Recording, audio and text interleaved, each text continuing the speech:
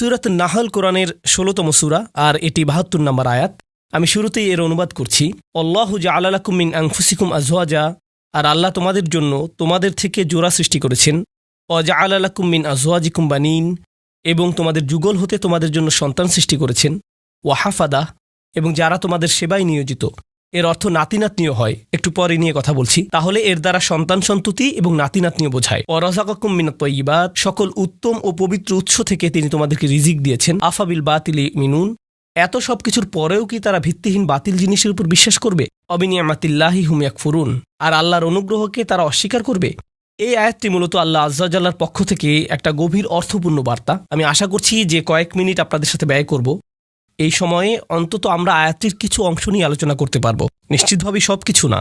কোরআনের বিভিন্ন স্থানে আল্লাহ আমাদের প্রতি তার অনুগ্রহের কথা জানিয়েছেন। তিনি আমাদের চারপাশে যে সুন্দর সুন্দর জিনিসগুলো সৃষ্টি করেছেন, যা আমাদের সেবা দিয়ে যাচ্ছে বা কল্যাণে আসছে, আর আমাদের উচিত এগুলো নিয়ে ভাবা এবং এগুলোর জন্য আল্লাহর নিকট কৃতজ্ঞ হওয়া। স্পষ্টত এই আয়াতের মূল কথাও আল্লাহর প্রতি কৃতজ্ঞ হওয়া, কারণ আয়াতটি শেষ হয়েছে কথা বলে অবিনিয়ামাতিল্লাহি হুম ইয়াকফুরুন, যে তারা আল্লাহর অনুগ্রহের প্রতি কৃতজ্ঞ। যদি এখান থেকে একটু পেছনে এসে লক্ষ্য করেন তাহলে বুঝতে পারবেন এই আয়াতে যা কিছু বর্ণিত হয়েছে সব কিছুর জন্য আমার আল্লাহর প্রতি কৃতজ্ঞ হওয়া উচিত। তাহলে স্পাউস, স্বামী এবং স্ত্রী, সন্তান, নাতি নাতনি ছাড়িয়ে আরও যারা আছে, একটু পরে এ নিয়ে কথা বলছি। আমার জীবনের সকল মানুষের জন্যই আমার কৃতজ্ঞ হওয়া উচিত। এটা তো দেখা যাচ্ছে বিশাল একটা চ্যালেঞ্জ, কারণ একটা আপেলের জন্য কৃতজ্ঞ হওয়া খুব সহজ, একটা গাড়ির জন্য কৃতজ্ঞ হওয়া খুব সহজ, কারণ গাড়িটা আপনি যা চান তাই করে। আবার খাবারের জন্য কৃতজ্ঞ হওয়া অনেক সহজ, কারণ এটি আমাদের সাথে সাথে পুষ্টি যোগায়। আপনার চাকরির জন্য কৃতজ্ঞ হওয়া সহজ, কারণ দিন শেষে আপনি বেতন পাচ্ছেন। কাপড়ের জন্য কৃতজ্ঞ হওয়া সহজ, এটি আমাদেরকে ঢেকে রাখে এবং ক্ষতিকর জিনিস থেকে সুরক্ষা দেয়। তো এমন সব জিনিসের জন্য কৃতজ্ঞ হওয়া খুবই সহজ, যেসব জিনিসের সুবিধা আমি তাৎক্ষণিকভাবে প্রত্যক্ষ করি, কিন্তু আমি বুঝতে পারছি না স্বামী, স্ত্রী, সন্তান এদের জন্য কিভাবে কৃতজ্ঞ হব। মানে বিষয়টা বেশ জটিল আকার ধারণ করতে পারে। সিরিয়াসলি, আপনি তাদেরকে দেখেছেন? তারাও আশীর্বাদ। আপনি আমার বাবাকে চেনেন, উনিও কি আশীর্বাদ? আমার বাচ্চাদের কখনো দেখেছেন তারা কিভাবে আমার সাথে কথা বলে জানেন? তারা আমার জন্য অনুগ্রহ। এদের জন্য আমার কৃতজ্ঞ হওয়া উচিত। আমার জন্য আয়াতের অর্থ বলে দেওয়াটা খুব সহজ। এই যে আল্লাহ চান আমরা যেন কৃতজ্ঞ হই আমাদের স্বামী বা স্ত্রীর জন্য, সন্তানদের জন্য, নাতি নাতনিদের জন্য। প্রসঙ্গত এখানে আরো জটিল এবং মজার একটা ব্যাপার আছে। হাফাদাহ নাতি নাতনি অর্থে ব্যবহৃত হয়। প্রকৃতপক্ষে এটি হাফিদের প্রচলিত বহুবচন। হাফিদ একবচন মানে নাতি, বহুবচন আহফাদ এবং হুফাদা, যার অর্থ নাতি নাতনিরা। আর হাফাদাহ সম্পর্কে আত-তাবারি সহ অনেকে বলেন কুল্লু মান ইউইন ওয়া ইয়াখদিম, অর্থাৎ যারাই আপনার কোনো কাজে এসেছে, যাদের সাহায্য পেয়েছেন আপনার বৈবাহিক আত্মীয়তার কারণে, এমন প্রত্যেকে যারা আপনাকে সাহায্য করেছে বা যাদের সাথে আত্মীয়তার বন্ধনে যুক্ত হয়েছেন বিয়ে করার কারণে, তারাই মূলত হাফাদায়ের অন্তর্ভুক্ত। তাই অনেক আগেই মুজাহিদ শ্বশুরবাড়ির আত্মীয়দের হাফাদায়ের অংশ বলেছেন। তাহলে এই যে কোরআনে শ্বশুরবাড়ির আত্মীয়দের নিয়েও আয়াত আছে, কারো মনে যদি জিজ্ঞাসা থাকে এ নিয়ে, ব্যাপারটা আরো জটিল আকার ধারণ করে, কারণ শ্বশুরবাড়ির আত্মীয়দের নিয়েও আমাদের কৃতজ্ঞ হওয়ার কথা। কি সিরিয়াসলি? এই মানুষগুলোর জন্য এত কিছু সহ্য করার পর এদের জন্য কিনা আমাকে কৃতজ্ঞ হওয়া উচিত? এই কারণে যখন আমি বলি আমরা একটি আয়াত পড়তে পারি, অনুবাদ পড়তে পারি এবং সামনে এগিয়ে যেতে পারি, অথবা থেমে গিয়ে বলতে পারি একটু থামুন, কি এটা আমার ব্যাপারে বলছে? এটা নিশ্চয়ই অন্য কারো সম্পর্কে বলছে। তাদের নিশ্চয়ই এমন সন্তানরা আছে যাদের জন্য তাদের কৃতজ্ঞ হওয়া উচিত, কারণ তাদের বাচ্চারা ভালো। তাদের বাচ্চারা আমারগুলোর মতো নয়। তাদের জীবনসঙ্গী নিশ্চয়ই তাদের অনেক প্রশান্তি দেয়, আমার জীবনসঙ্গী নয়। আমারগুলো কেবল আমাকে দুশ্চিন্তা এবং কষ্ট দেয় আর তর্ক করে। তাদের কাছ থেকে শুধু এটাই পাই। তারা তো আমাকে কৃতজ্ঞ হওয়ার কোনো কারণই দেয় না। ওরা সহজে কৃতজ্ঞ হতে পারে কারণ ওরা আল্লাহর নিয়ামত পেয়েছে, কিন্তু আমার পক্ষে তো এই পরিবারের জন্য কৃতজ্ঞ হওয়া সম্ভব না। আমার জীবনে তো তাদের মতো শান্তি নেই। আল্লাহ এখানে এরকম কোনো ব্যতিক্রম তৈরি করেননি। প্রসঙ্গত তোমাদের যাদের ভালো সন্তান, ভালো নাতি নাতনি, চমৎকার শ্বশুরবাড়ি এবং অসাধারণ স্ত্রী আছে, তাদের উচিত কৃতজ্ঞ হওয়া। বাকিরা অনলাইনে অভিযোগ করতে পারো আর এই নিয়ে মিম বানাতে পারো। না, এভাবে কোনো পার্থক্য করা হয়নি। এটা সবার জন্য বলা হয়েছে। আমরা যদি ব্যাপারটা নিয়ে আরেকটু গভীরভাবে চিন্তা করি, নবীদের জীবনী অধ্যয়ন করলে আমরা দেখব অনেক নবীদের স্ত্রীরাই তাদেরকে কষ্ট দিয়েছেন। যেমন নূহ আলাইহিসসালাম, লূত আলাইহিসসালাম। কিছু নবীদের সন্তানেরা তাদের কষ্ট দিয়েছেন, যেমন নূহ আলাইহিসসালাম, ইয়াকুব আলাইহিসসালাম। তাদের সন্তানেরা কষ্ট দিয়েছেন। ইব্রাহিম আলাইহিসসালাম আশঙ্কায় ছিলেন যে তার নাতিরা বা ভবিষ্যৎ প্রজন্ম শিরকে লিপ্ত হবে, আর এটাই সত্য হয়েছিল ইব্রাহিম আলাইহিসসালামের বংশধরদের নিকট থেকে। তো এগুলো সবই বাস্তবতা। আল্লাহর চাইতে বাস্তবতা সম্পর্কে বেশি কেউ জানে না, আর সেই রবই এই আয়াতের শেষে আমাদের কৃতজ্ঞতা প্রকাশ করতে বলেছেন। তাই আজকের খুতবায় প্রথমে আমি আপনাদের কাছে ধাঁধার মতো প্রায় ব্যাপারটা বর্ণনা করতে চাচ্ছি। কিভাবে আমরা এর সমাধান করব। বা কিভাবে আমরা এর প্রকৃত অর্থ বুঝব? কারণ আল্লাহ আজ্জা ওয়া জাল্লা আমাদের আদেশ করছেন বা তিনি মূলত অভিযোগ করছেন যে আফালা ইয়াতাদাব্বারুনাল কুরআন আম আলা কুলুবিন আকফালুহা, তারা কি কোরআন নিয়ে গভীরভাবে চিন্তা করে না, নাকি তাদের অন্তরে নিজস্ব তালা পড়ে গেছে যে যদি আল্লাহ যা বলেছেন তা নিয়ে চিন্তা করতে অপারগতা জানাই এবং গভীরভাবে না ভাবি, তাহলে সম্ভবত আমার অন্তরে হয়তো এখনও কোনো তালা পড়ে আছে, হয়তো আমি মন দিয়ে বিষয়টা ভাবছি না, নিজের জীবনে এর বাস্তব প্রয়োগ ঘটাচ্ছি না, ফলে এর গভীর অর্থ আমি বুঝতে পারছি না। আমি দোয়া করছি আমরা তার আয়াত নিয়ে গভীরভাবে চিন্তা করার সময় তিনি যেন আমাদের সবার অন্তরের তালা খুলে দেন। এখন আসুন আমরা আবার আয়াতে ফিরে যাই, এর শেষাংশে একটু মনোযোগ দেই। তিনি বলেছেন, আফা বিল বাতিলি মিনুন অবিনিয়ামাতিল্লাহি হুম ইয়াকফুরুন, তারা কি মিথ্যায় বিশ্বাস করবে? আশ্চর্যজনক একটা বাক্য, তারা কি মিথ্যায় বিশ্বাস করবে? এমন আয়াতের ক্ষেত্রে আপনি কল্পনা করতেন যদি আয়াতের শুরুটা শিরক বা মিথ্যা প্রভু নিয়ে হতো এবং বলা হতো যে তারা আল্লাহ ছাড়া অন্য কারো ইবাদত করে, এরপর তারা বাতিলে বিশ্বাস করে, এমন একটি জায়গায় আলোচনাটি যথোপযুক্ত ছিল। কিন্তু আলোচনাটি এরকম নয়। কথাটা এমন ছিল যে তিনি তোমাদের মধ্য থেকে তোমাদেরকে দিয়েছেন স্ত্রী, সন্তান, নাতি নাতনি, শ্বশুরবাড়ি, বড় পরিবার এবং যারা তোমাদের সহযোগিতা করে এসব, এবং তারপর বলা হলো এরপরও কি তারা বাতিলকে বিশ্বাস করবে? সুবহানাল্লাহ, এ কথাটা এখানে কেন? তো আরেকটা ধাঁধা, আমি একটা ধাঁধার উপর আরেকটা ধাঁধা যোগ করছি, তাই না? তারা কি মিথ্যায় বিশ্বাস করবে? এখানে মিথ্যার বিপরীত হলো সত্য, তাই না? আফাবিল বাতিলি ইউমিনুন অবিল হাক্কি হুম ইয়াকফুরুন, তারা কি মিথ্যায় বিশ্বাস করবে আর সত্যকে অস্বীকার করবে? কারণ মিথ্যার বিপরীত হলো সত্য। কিন্তু আল্লাহ সত্য শব্দটি বলেননি, বরং তিনি বলছেন আল্লাহর অনুগ্রহ। তিনি আল্লাহর অনুগ্রহ বলছেন এর পরিবর্তে। আর যদি আপনি আল্লাহর অনুগ্রহ শব্দটির বিপরীত শব্দ নেন নাকবা, তখন এর অর্থ দাঁড়াবে তারা কি কাঠিন্যতায় বিশ্বাস করবে? তারা কি এমন জিনিসের উপর ঈমান আনবে যা তাদেরকে কষ্ট দেয়, মাসায়েব? আর তারা কি আল্লাহর অনুগ্রহ অস্বীকার করবে? হয় আপনি সত্যের বিপরীতে মিথ্যা বলবেন, না হয় অনুগ্রহের বিপরীতে কষ্ট। অথচ আল্লাহ কিন্তু এভাবে বলেননি, তিনি এগুলোকে একত্রিত করেছেন। আর আয়াতের মূল অর্থ বোঝার জন্য আমরা এখান থেকেই শুরু করব। সচরাচর ভাষা ব্যবহারে আমরা কোনো শব্দের সরাসরি বিপরীত শব্দ ব্যবহার করি, দিন রাত, ভালো মন্দ, এগুলো সরাসরি বিপরীত। কিন্তু কোরআনে আল্লাহ মাঝে মাঝে একটু জটিল বিপরীত ব্যবহার করেন। তিনি এভাবে বলেন না যে এর বিপরীত বি। তিনি বিপরীত বোঝাতে এমন ভিন্ন আঙ্গিকে আমাদের চিন্তা করান যা একমাত্র তিনিই পারেন। এখানে আল্লাহ আপনাকে আমাকে শেখাচ্ছেন যে এ আয়াতে মিথ্যার বিপরীত হলো আল্লাহর অনুগ্রহ, সত্য নয়। আর আল্লাহর অনুগ্রহ মূলত সত্যের বিকল্প হিসাবে ব্যবহৃত হয়।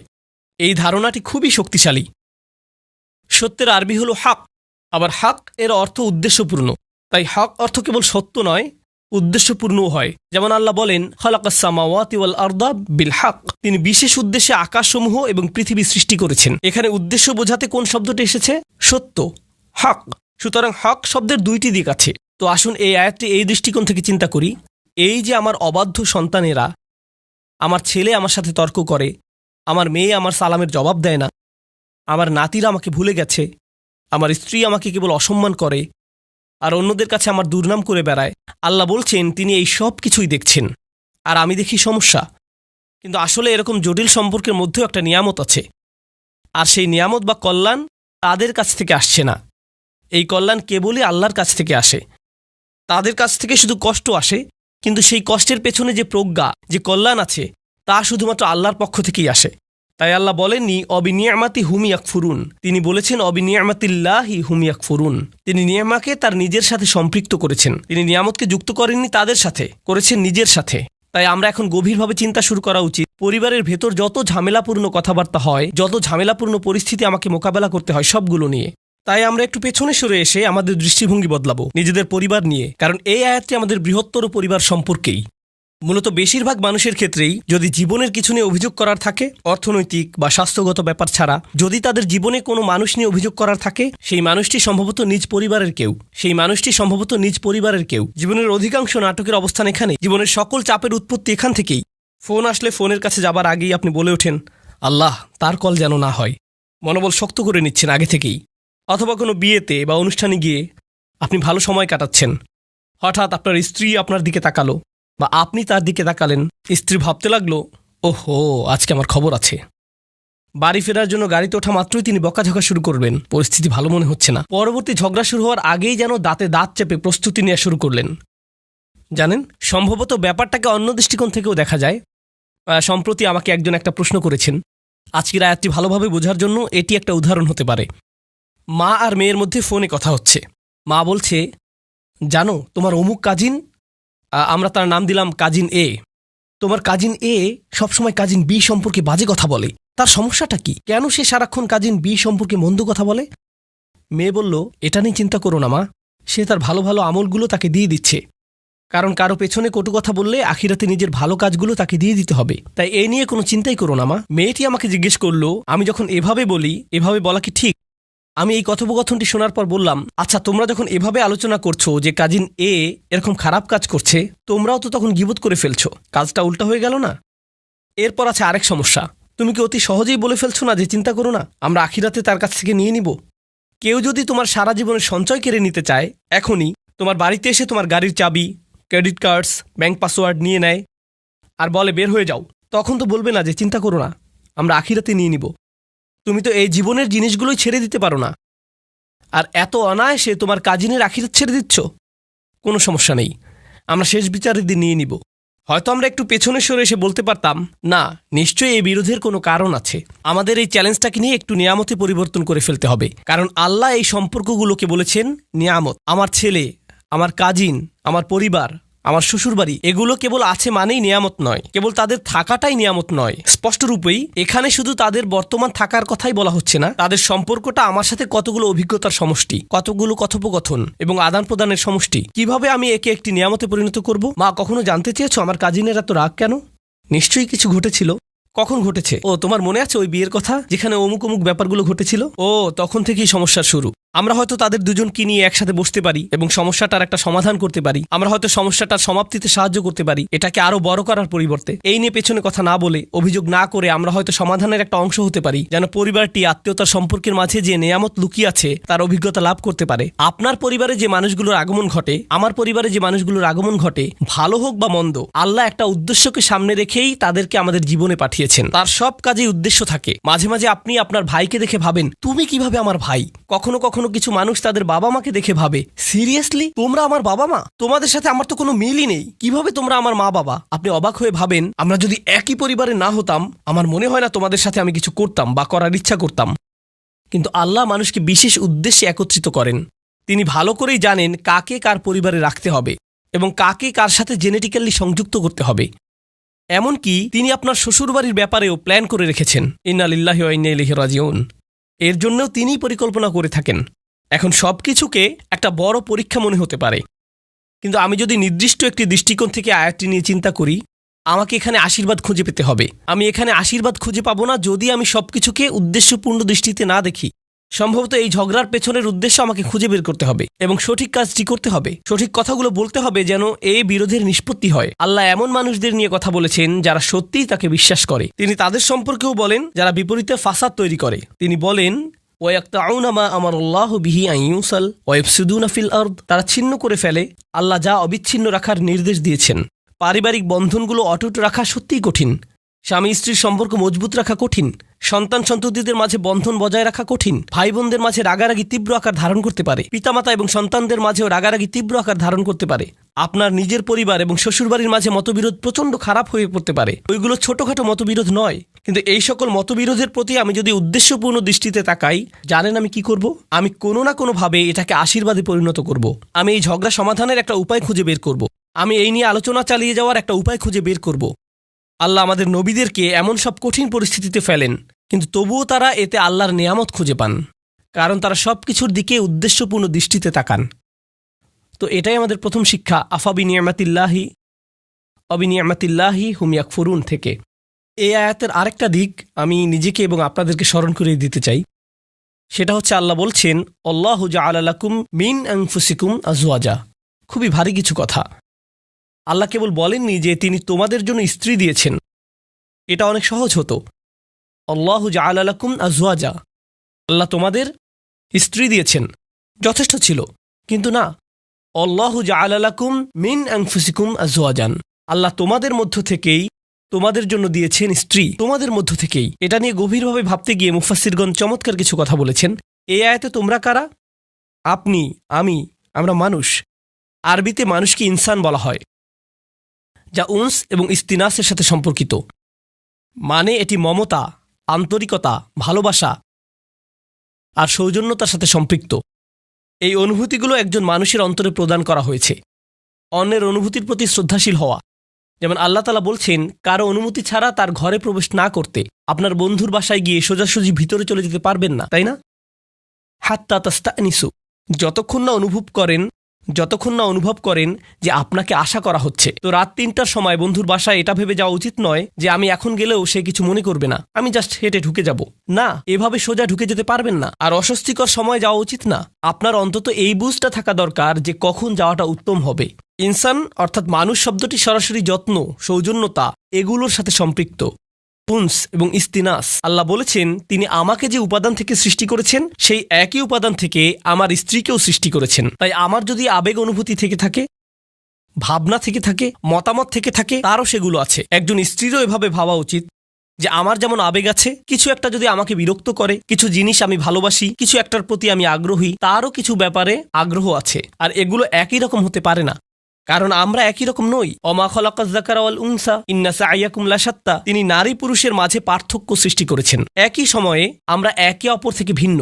আল্লাহ বলছেন যখন মিন আনফুসিকুম আজওয়াজান, এই শব্দগুলোর মাঝে সত্যিই খুব সুন্দর একটা ইশারা রয়েছে, চমৎকার একটা ইঙ্গিত রয়েছে এই শব্দগুলোর মাঝে। যেহেতু সে আমার থেকে এসেছে, আমাকে সেই অনুভূতিটি বোঝার চেষ্টা করতে হবে। যদি সে কষ্টদায়ক কিছু বলে, কোথা থেকে এর উৎপত্তি হলো, কোন অনুভূতি থেকে এই আচরণের উৎপত্তি হলো, কোন কারণে সে এটা বলল, সে খারাপ এজন্য এটা বলেনি, সে রকচটা এই জন্য এটা বলেনি, এগুলো সহজ উত্তর, তাই না? সে অহংকারী তাই সে সব বলছে। সম্ভবত এর পেছনে যাকে আপনি অহংকারী বলছেন হয়তো তীব্র মনোবেদনা রয়েছে। আপনি আপনার মতো করে মনোকষ্টের সাথে ডিল করেন, আর সে তার মতো করে ভিন্ন একটি উপায়ে মনোকষ্টের মোকাবেলা করে। তার মনোবেদনাটা হয়তো কষ্টদায়ক শব্দের মাধ্যমে প্রকাশিত হয়, বা শব্দগুলো আপনার কাছে বেদনাদায়ক মনে হয়। যদি আমরা এই ইস্তিনাসের চর্চা করি, তাহলে আমাদের পারিবারিক সম্পর্কগুলোতে আপনি আপনার ছেলের আচরণকে অসম্মানজনক আচরণ হিসেবে দেখবেন না। আপনি দেখবেন এই অসম্মানজনক আচরণের পেছনে নিশ্চয়ই কোনো কারণ আছে যার সমাধান হওয়া জরুরি। একটা দেয়াল তৈরি হয়েছে যা আপনাকে ভাঙতে হবে আপনার ভালোবাসা এবং সহানুভূতির মাধ্যমে, আর আপনাকে এটা করতে হবে উদ্দেশ্যপূর্ণ উপায়ে। বৃহৎ উদ্দেশ্যটা মাথায় রাখতে হবে। আল্লাহ এই মানুষগুলোকে, যাদের তিনি একটি পারিবারিক সম্পর্কে একত্রিত করেছেন, তিনি চান তারা যেন সংঘবদ্ধ থাকে। আল্লাহ চান তারা যেন তাদের প্রতিবন্ধকতাগুলোকে অতিক্রম করে। আল্লাহু জাআলা লাকুম মিন আনফুসিকুম আজওয়াজান ওয়া জাআলা লাকুম মিন আজওয়াজিকুম বানিনা ওয়া হাফাদা। এই আয়াতগুলোর আরো চমৎকার একটা দিক হলো আল্লাহ তোমাদের দিয়েছেন সন্তান সন্ততি, আল্লাহ তোমাদের দিয়েছেন শ্বশুরবাড়ির আত্মীয় স্বজন, নাতি নাতনি, অন্য মানুষেরা যারা তোমাকে সাহায্য করবে, তোমার উপকারে আসবে। আল্লাহ আজ্জা জাল্লা বলছেন সব শুরু হয়েছে আজওয়াজ থেকে, অর্থাৎ আপনি বিয়ে করেন, আর যখন বিয়ে করেন তখন অন্য একটি পরিবারের সাথে সম্বন্ধ যুক্ত হন। যেহেতু আরেকটি পরিবারের সাথে আপনি এখন সম্পর্কের বন্ধনে আবদ্ধ, একদিন হয়তো চাকরি হারিয়ে ফেললেন বা অন্য কোনো বিপদে পড়লেন, সে সময় হয়তো আপনার স্ত্রীর খালাতো ভাইয়ের এক বন্ধু আপনার বিশাল এক উপকার করলো। জানেন, এই যে সম্পর্কগুলো তৈরি হয়েছে, যেগুলোর মাধ্যমে আল্লাহ আপনাকে সাহায্য করেন, রিজিক প্রদান করেন, এমন সব উপায়ে যা ছিল অকল্পনীয় শুধু ওই আত্মীয়তার কারণে, কারণ ওই আত্মীয়তার মাধ্যমে কানেকশন তৈরি হয়েছিল। তো আল্লাহ আমাদের বলছেন এই সম্পর্কগুলোর দিকেও তাকাও। মানুষের সাথে যে সম্পর্কগুলো তোমাদের আছে আর তোমাদের জীবনে ওই সম্পর্কগুলোর প্রভাব, এগুলো সবই আল্লাহর প্ল্যান। তিনি এগুলো প্রদান করেছেন। যে মানুষগুলো আমার জীবনে এসেছে তিনিই সেগুলো প্রদান করেছেন। এর মানে এটা নয় যে সবাই সবসময় কাজে আসবে, এর মানে এটা নয় যে সবাই খুবই ভালো, কিন্তু এর মানে এটা যে আমাদেরকে সবকিছুর দিকে উদ্দেশ্যপূর্ণ দৃষ্টিতে তাকাতে হবে। এই উদ্দেশ্যটা সবার আগে মাথায় রাখতে হবে। এখন খুতবার শেষ অংশে আমি এই ধাঁধাটার কথা বলবো যা পুরোপুরি এখনো সমাধান করিনি। আফাবিল বাতিল ইউমিনুন, তারা কি মিথ্যাতে বিশ্বাস করতে থাকবে? এখানে এমনকি মিথ্যার কথা বলা হচ্ছে কেন? এই আয়াতটি হওয়ার কথা কৃতজ্ঞতা এবং অকৃতজ্ঞতা নিয়ে, কিন্তু আল্লাহ একে ঈমান এবং অবিশ্বাসের বিষয় বানিয়ে ফেললেন। ব্যাপারটা কৌতূহল জাগ্রত করে। তাহলে আমরা এখান থেকে কি শিখব? মূলত এখান থেকে আমরা শিখব আমার ঈমান, আমার বিশ্বাস সরাসরি এই ব্যাপারটার সাথে সম্পৃক্ত যে আমি কতটুকু কৃতজ্ঞ। আমি যত বেশি কৃতজ্ঞ আমার ঈমান ততই মজবুত। আমি যত কম কৃতজ্ঞ আমার ঈমান ততই দুর্বল। আমি যদি অসত্য ব্যাপারগুলোর প্রতি বেশি গুরুত্ব প্রদান করি, এখানে বাতিল মানে আমি আমার পরিবারের দিকে তাকালে সমস্যা ছাড়া কিছুই দেখি না। আমি শুধু দেখি এই মানুষগুলোর কারণে আমার জীবন এতটা কঠিন, তারা এটা করেছিল, সেটা করেছিল, অমুক তমুক করেছিল। আপনার মাথায় সবসময় তাদের বিরুদ্ধে অভিযোগের তালিকা ঘুরতে থাকে, যেন আপনার মাথায় এর বসবাস। সর্বদা কল্পনায় বারবার ঝগড়ার সময়টাতে ফিরে যান। আমার এখনো মনে আছে তুমি কি করেছিলে, আমার এখনো মনে আছে তুমি কি বলেছিলে। তাদেরকে আপনি ওই ঘটনাগুলোর আলোকেই বিচার করেন।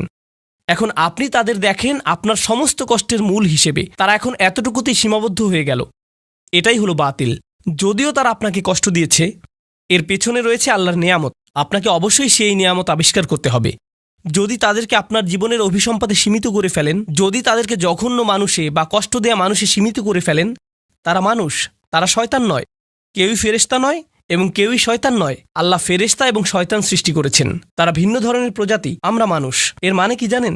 আমরা কখনো ফেরেশতার মতো ভালো কাজ করি, আবার আমরা কখনো শয়তানের মতো মন্দ কাজ করি। আমরা মানুষ, তাই কারো ভালো কিছু দেখে আপনি কখনো বলতে পারেন না এই মানুষটা শুধু ভালো কাজ করে। একইভাবে কারো মন্দ কিছু দেখে আপনি বলতে পারেন না এই মানুষটা শুধু মন্দ কাজ করে। এখন আমরা মানুষকে সীমিত করে ফেলি, বিশেষ করে আমাদের পরিবারে শুধু তাদের ভুল ত্রুটিতে সংকুচিত করে ফেলি, আর শুধু ওই ভুলগুলো দিয়ে তাদের বিচার করি। তখন আমরা একটি মিথ্যা বাতিল ভাবমূর্তি তৈরি করি তাদের সম্পর্কে। এর মাধ্যমে আমরা আসলে আল্লাহর একটা নিয়ামতকে অস্বীকার করছি। আপনি তাদের মাঝে ভালোটা লক্ষ্য করছেন না, কৃত ভুলগুলো কাটিয়ে উঠে ভালো হওয়ার সম্ভাবনাটা আপনি লক্ষ্য করছেন না। মানুষের পরিবর্তন সম্ভব, মানুষের উন্নতি সম্ভব, তাদের বিকাশ সম্ভব, কিন্তু আপনি বাতিলে বিশ্বাস করা শুরু করলেন। আর আল্লাহ এই ধরনের বাতিলের বিশ্বাসটাকে এই আয়াতে তুলে ধরেছেন। সুবহানাল্লাহ, কি অবিশ্বাস্য ছোট্ট একটি আয়াত, কিন্তু এটি পাল্টে দিয়েছে যেভাবে আমি নিজেকে দেখি, এবং এটি পাল্টে দিয়েছে যেভাবে আমি অন্যদেরকে দেখি। আমি এখন আর এই ধরনের কথাবার্তা সহ্য করতে পারি না। ও তোমার অমুক আঙ্কেল, ওনার কখনো পরিবর্তন হবে না। তোমার চাচাতো বোন, সে সবসময় এমনই থাকবে। এই মানুষগুলো আমি জানি, তুমি জানো না। আমার বাবা, ওনার ব্যাপারে আশা করে কোনো লাভ নেই, একেবারে আশাহীন। কাউকে এভাবে আশাহীন বলার আমরা কে? কারো ভবিষ্যৎ নির্ধারণ করার আমরা কে? আফাবিল বাতিলি মিনুন অবিনিয়ামাতিল্লাহি হুম ইয়াকফুরুন। আল্লাহ আজ্জা জাল্লা আমাদেরকে সত্যিকারের মমতা দান করুন এবং কৃতজ্ঞতা দান করুন যে পরিবার তিনি আমাদের দান করেছেন তার জন্য। আল্লাহ আজ্জা জাল্লা আপনাকে দান করুন প্রজ্ঞা, শক্তিমত্তা এবং হেদায়েত, যেন পরিবারের ভেতরের চ্যালেঞ্জগুলো কাটিয়ে উঠতে পারেন, যেন ব্যাপারগুলো নিয়ে অর্থপূর্ণ গভীর আলোচনা করতে পারেন উদ্দেশ্যপূর্ণ উপায়ে আপনার পরিবারের সাথে। সবসময় যেন মনে রাখতে পারেন এই সকল চ্যালেঞ্জের পেছনে উদ্দেশ্য আছে। হয়তো বাহ্যিক দৃষ্টিতে কঠিন মনে হতে পারে, কিন্তু এর পিছনে আছে আল্লাহর নেয়ামত। আল্লাহ আজ্জা জাল্লা আমাদেরকে ওই নেয়ামতটা দেখার সুযোগ দান করুন এবং যেন কখনো এটা অস্বীকার না করি। আল্লাহ আমাদেরকে তাদের অন্তর্ভুক্ত না করুন যারা মিথ্যা দোষারোপ করে তাদের প্রিয়জনদের যে ভুলগুলো তারা করেছিল তার জন্য, আর আমরা তাদের উপর তা আরোপ করি, আর তাদেরকে সেটা নিয়ে চিরকাল বেঁচে থাকতে হয় আমাদের ভুল অভিযোগ আরোপ নিয়ে। এই ভুলটাই ইয়াকুব আলাইহিসসালামের সন্তানরা করেছিল। তারা তাদের বাবার উপর ভুল একটি অভিযোগ আরোপ করেছিল, ইন্না আবানা লাফি দলালিম মুবিন। আমাদের বাবা বিভ্রান্তিতে হারিয়ে গেছেন, কারণ উনি ইউসুফকে বেশি ভালোবাসেন। উনি অন্যায্য, আমাদের বাবা অন্যায্য এবং বিভ্রান্ত, এটাই আসল কথা। উনি অন্য যা কিছুই বলেন, উনি এসব বলেছেন কারণ উনি ইউসুফকে বেশি ভালোবাসেন। আমি ওনার উপদেশ শুনি না, কারণ আমি জানি উনি পক্ষপাত দুষ্ট। আমি জানি এখন যেহেতু তারা ওনাকে পক্ষপাতী হিসেবে কল্পনা করে নিয়েছে, ওনার ব্যাপারে একটি বাতিল ধারণা এঁকে নিয়েছে। একই কাজ আমরাও আমাদের পরিবারের সদস্যদের সাথে করতে পারি। আমরা তাদের শরীরে একটি বাতিল স্টিকার লাগিয়ে দিতে পারি। এখন তারা যাই বলুক এগুলোর কোনো অর্থ নেই, কারণ আমরা ইতিমধ্যে মেনে নিয়েছি তাদের সব কথা সেই একই ভুল জায়গা থেকে এসেছে। তাই আমি দোয়া করি পরস্পরের প্রতি এমন করা থেকে আল্লাহ আমাদের রক্ষা করুন এবং আমাদের পরিবারগুলোকে একত্রিত করে তুলুন। আল্লাহ আমাদেরকে সাহায্য করুন যেন কাটিয়ে উঠতে পারি এবং সুস্থ হতে পারি ওই ব্যথাগুলো থেকে যা আমরা তাদের কাছ থেকে পেয়েছি, এবং তিনি আমাদেরকে যে নিয়ামত দান করেছেন তার জন্য যেন সত্যিকার অর্থে কৃতজ্ঞ হতে পারি। বারাকাল্লাহু লি ওয়া লাকুম ফিল কুরআনিল হাকিম ওয়া নাফা'নি ওয়া ইয়্যাকুম বিল আয়াতি ওয়া যিকরিল হাকিম।